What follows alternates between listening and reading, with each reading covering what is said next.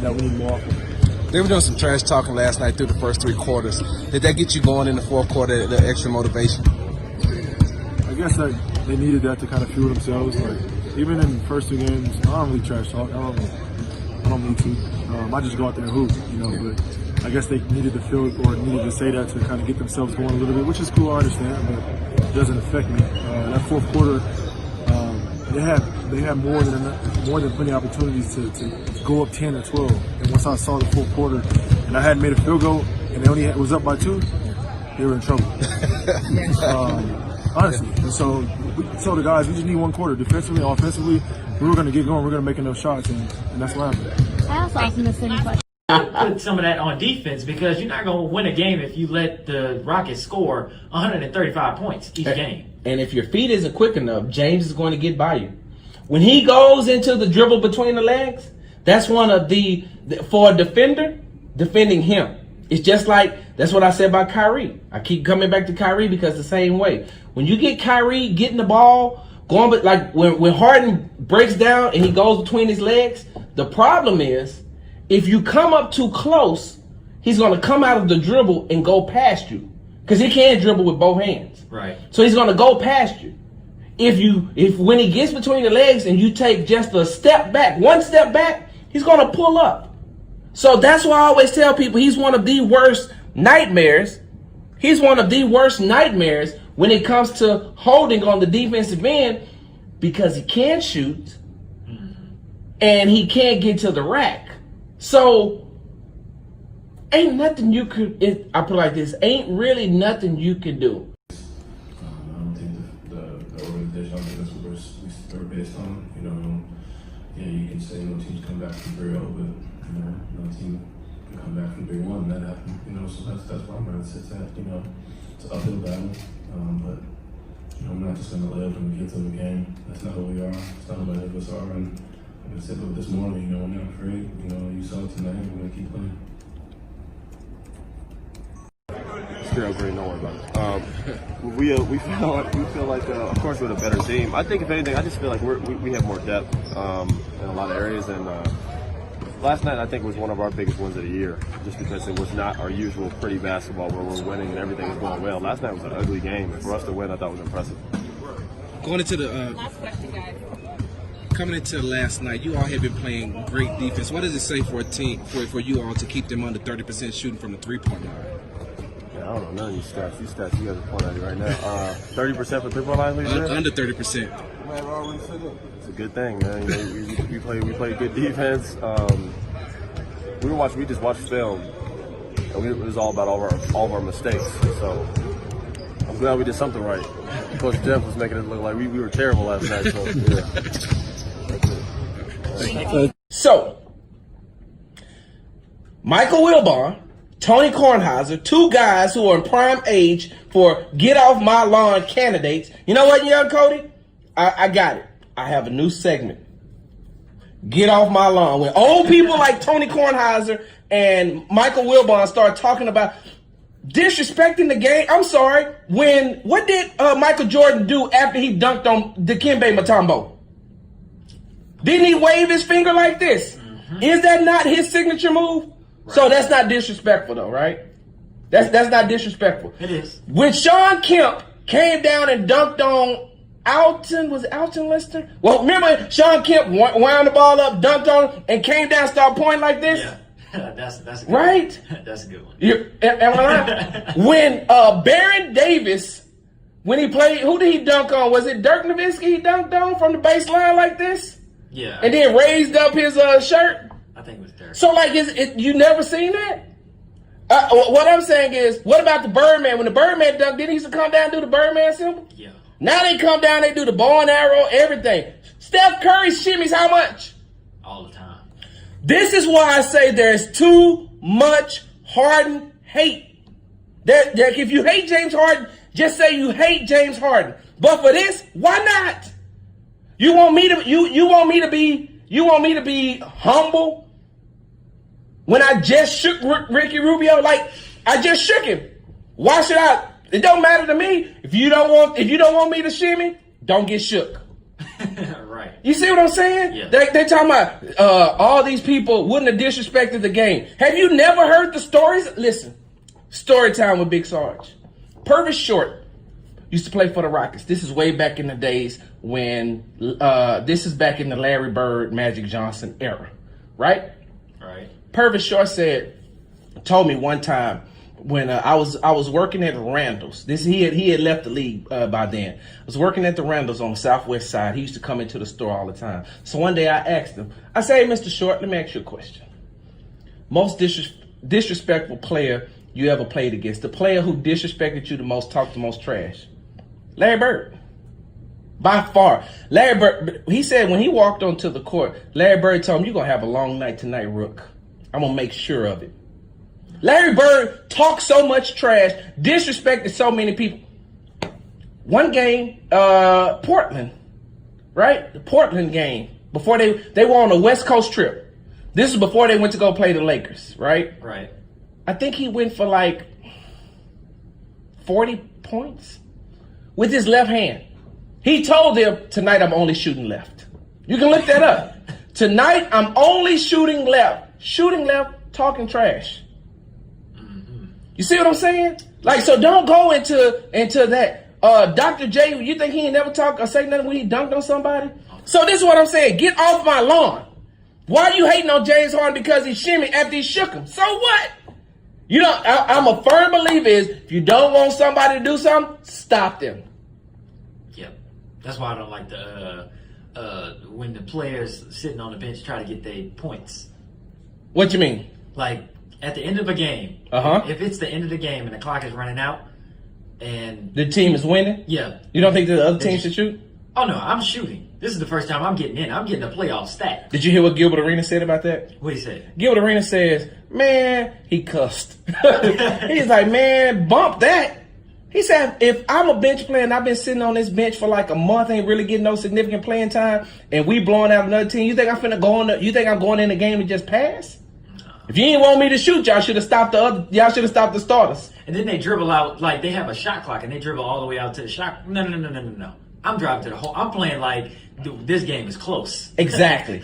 So that's what I can't understand is when Michael Wilbon and when Tony Kornheiser come out and says that James Harden is disrespecting the game. And then Michael Wilbon goes into this whole other diatribe about playing in the next round, you know, or getting it done this year by winning, going to the finals and winning. We're not even talking about that. We're talking about one. That's why, young Cody, I'm not going to even lie to you. This is why I am the way that I am, and what I try to, because I try to, teach you this. I'm not, I know that I'm not, your teacher, whatever the case may be. I'm your elder because of my age, but in this business, that's why I try to teach you to stay right here. Don't stay right here. And and now I'm about to call Todd out, but he don't care nothing about that. That's why I say, hey, Todd, we're talking about right now, not how many rings the organization has. If we're talking about the history, we're talking about the history. Then we can talk about that. That's how I am with Cowboys fans. Because the first thing people want to do is, just like with my cousin, I was talking about James Harden. I asked about, James Harden right now being offensive. First thing he brought up was James Harden can't be Michael Jordan because he doesn't play defense. I said, who said something about defense? My other boy, my other battle buddy. Well, you can't say Michael Jordan was like that because you never seen all the games that were played. I said, I seen the ones that was played on TBS and WGN. Yeah, but you didn't watch all 82 games. I said, hey, scroll up, bro. Look at what I said. I seen all the games that was on WGN and TBS, and he went into this long diatribe. That's why I always try to get people, stay right here. Stay right here. I know that the Dallas Cowboys got 5 Super Bowl rings. If we start talking rings, then we're talking rings. But Cody, if you start bringing up last season about the Cowboys, the discussion would never end up in how many rings they have. We're going to talk about what Dak Prescott did last year, what the Dallas Cowboys did last year, because this football season hasn't come up yet. And Cody, since you've been doing this, have you noticed when you're having sports debates or when you're talking sports to somebody, they always move the goalpost towards what favors them? Yeah, you have to in order to win the discussion. And that's my problem. That's why I always end it with, hey, look, I respect your opinion. I just disagree with it. And that's what I'm saying that to say with Tony, like Michael Wilbon brought up all this other stuff. We're talking about, if you're going to bring up him shimmying on Ricky Rubio, stay right there.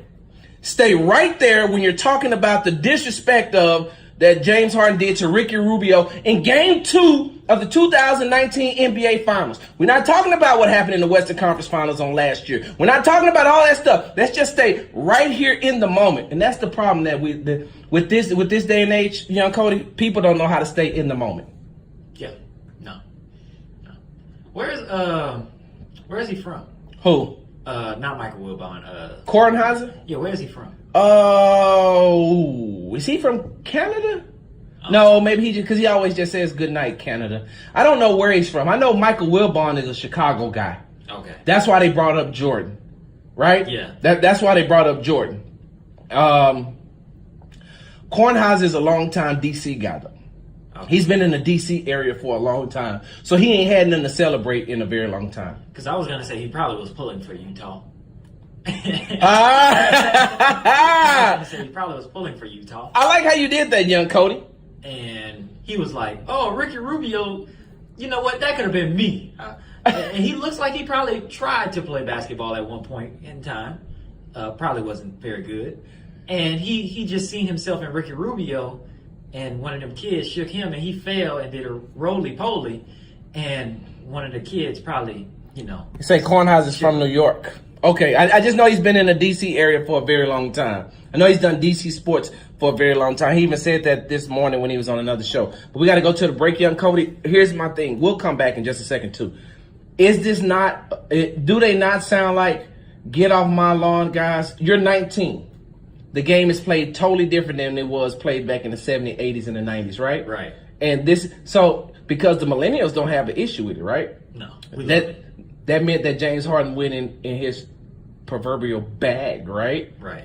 And he was just in his bag that night. Yeah, he was in his bag. Kyrie always in his bag, ain't he? Always. Sports Talk with Big Sarge right here on legendary KYK and the all new 92.3 FM. We'll be back. Have either one of you ever been involved in a game that had 72 free throw attempts? I'll be honest, that's too.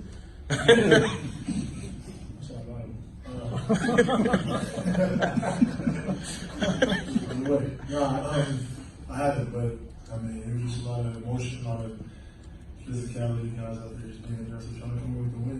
It's playoff basketball, so we did a lot of unnecessary fouling. I know myself, you have 5 fouls, both, but just with all that being said, we come in with the win, and that's all that matters. Like we didn't shoot the ball well, and we still won. That gives us more confidence in shooting the ball well. So watch them film, get ready for Monday.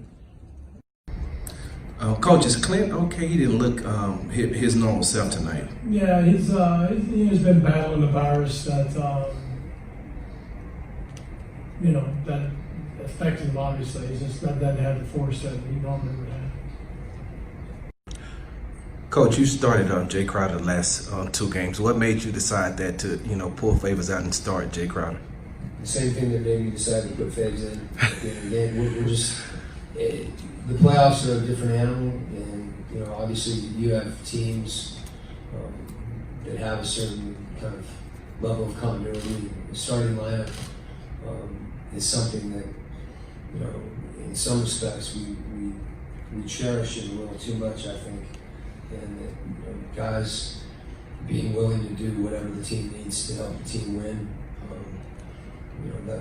that's what's required in the playoffs. And Jay got the start the other night and didn't play as well as he could have. He got it again tonight. He was ready to go. Faith came off the bench and gave us great minutes. Joe started the game and Royce came in and Royce finished the game. So I mean that right there, that tells you that's, I think, who we are, who we need to be, and that playing that way, not just who starts and who plays, but the way we play during the game, having that selflessness, and everybody competing, not worrying about individual stuff. And it's why we as spectators and coaches and everybody enjoy team sports, because that sacrifice is something I think all of us at certain points can respect because we know how hard it is.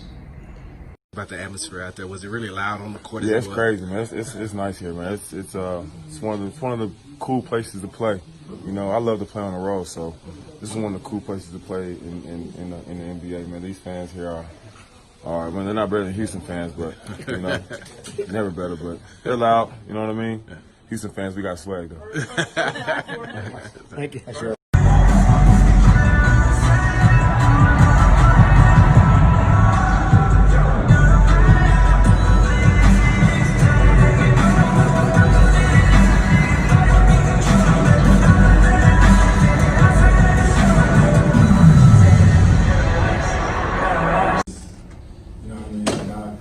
Say, for me, it's different. I know I'm tough since we was 10. Since we was 10 years old. We've been the same size since we was 10 years old. You know what I mean? And he's been the same guy, that same grit. And you just trust him. You know what I mean? You gotta love him. He gonna do any and everything to do to help the team win. And this stat sheet does enough justice for the way he plays. And he's that valuable to our team. Oh man, PJ has been phenomenal all year. He's not first team all defense. Like the NBA needs to really who does those ballots? Like whoever does those ballots, if he doesn't get first team this year, like whoever does those ballots, I need to talk to him. Cause there's like no way he's not first team defense this year. Like the amount of things that he does that doesn't show up in the stat line every day, night in, night out. You know, PJ is one of the main reasons why we're that much better defensively ever since he came to this organization. And you know, like I said, man, if he doesn't get first team all defense, I'm gonna be upset. But Gerald said if you don't make the all defensive team, that he gonna go after the people who do the voting. Gerald's crazy. I got no comment on defense team. How happy are you all being able to go home 1-1 though? I mean, you didn't come here and lose both games. You did get a split, which is the good. It's good to be able to go back home and try to close it out. Correct? Yeah, of course we wanted to end it tonight, but we had plenty of opportunities, and they made some plays in that fourth quarter, and we didn't. And so we get an opportunity to go home and in front of our crowd and play well. Mr. Paul, what would you tell? How would you all fix the second unit? Tonight they only gave you all 5 points off the bench, but when going home, will you be able to correct that? Fix? It's a game. It's a game. A lot of times I'm in charge of the second unit. You know what I mean? So we'll bounce back. This game is what it was. We go back to Houston, and that's our home field. So we'll be ready to play. Everybody. All right. Thank you. Why is it important for you to continue to have people remember Nipsey and kind of what he meant to you?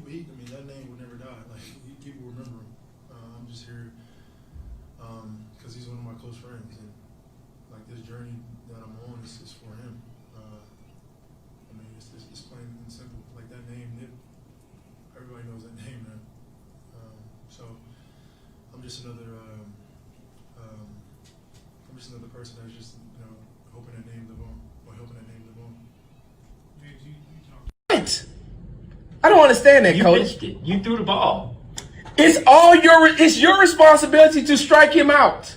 And because you're bad at your job and you gave up a home run, why can't I celebrate my accomplishment? That's probably why I never made it to the major leagues. Oh, they would have hated me. They was gonna have to hate me because I would have admired it go out of the park.